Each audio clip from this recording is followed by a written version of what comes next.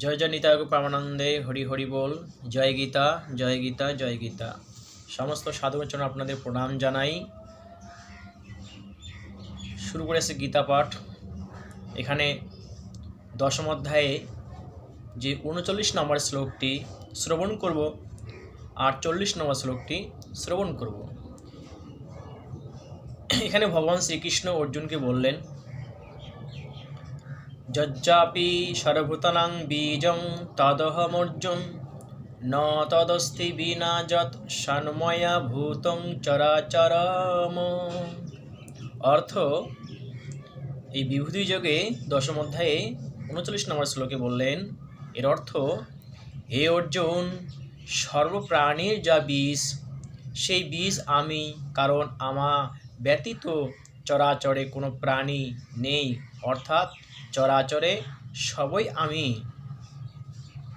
আমি সমস্ত প্রাণীর বীজ, সেই বীজই আমি, কারণ আমা হইতে জগৎ সৃষ্টি, আমার ব্যতীত কোনো প্রাণী নেই, অর্থাৎ চরাচরে সবই আমি। যে আমি সব সৃষ্টি করি, আমি বীজ উৎপাদন করি।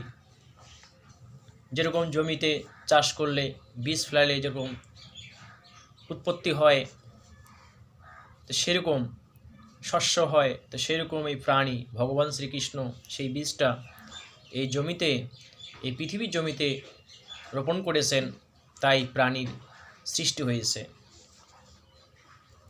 আরও বললেন ৪০ নম্বর শ্লোকে, না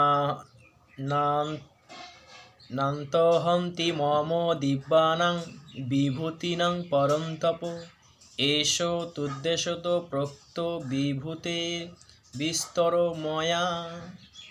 অর্থ, হে পরন্তপ, আমার দিব্য বিভূতিসমূহে কোনো অন্ত নেই। আমি তোমাকে আমার যা কিছু বিভূতি বিস্তার বর্ণনা করেছি তা তো শুধু বিভূতিগুলি সংক্ষেপে। বলছে যে আমার দিব্য যে বিভূতিগুলি, আমার দিব্য যেগুলি বিভূতিগুলি, যে রূপগুলি, প্রকারগুলি, জীবের প্রকারগুলি যেগুলো আছে, কোনো অন্ত নেই।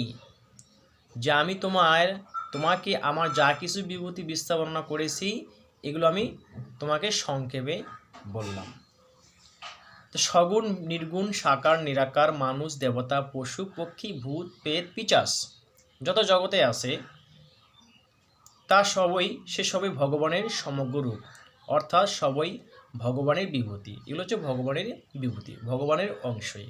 ভগবান গীতায় আরও অন্যান্য জায়গায় বললেন যে মমই বাংশ, জীব মমই বাংশ, জীব হচ্ছে আমারই অংশ হয়ে জীব এই সংসারে যখন পৃথিবীতে জন্ম নেন, তখন নিজের কর্ম অনুসারে তারা সংসারে দুঃখে তারা লিপ্ত হয়, সংসারে ভোগ বাসনায় লিপ্ত হয়, আর আমাকে তারা হারিয়ে ফেলে, তারা আমাকে ভুলে যায়, তারা আমাকে জানেন না, তারা আমাকে চিনেন না, তারা আমাকে ভক্তি করে না, পূজা করে না, শ্রদ্ধা করে না, আমার নাম নেয় না। কেন?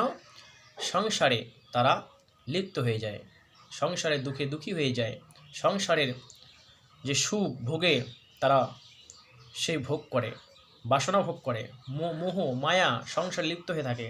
তো সেখান থেকে আর জীব বেরোতে পারে না। জীব তখনই বেরোতে পারবে যখন আমার নাম গুণগান করবে, আমাকে ডাকবে, আমার পূজা করবে, আমাকে শ্রদ্ধা করবে, আমাকে ভক্তি করবে, নিত্য আমার নাম করবে, জপ করবে, আমার সাথে যোগ থাকবে।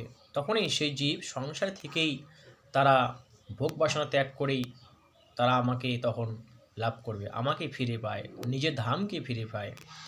তো এটা হচ্ছে বিদেশ, সংসার জগৎটা হচ্ছে এটা বিদেশ।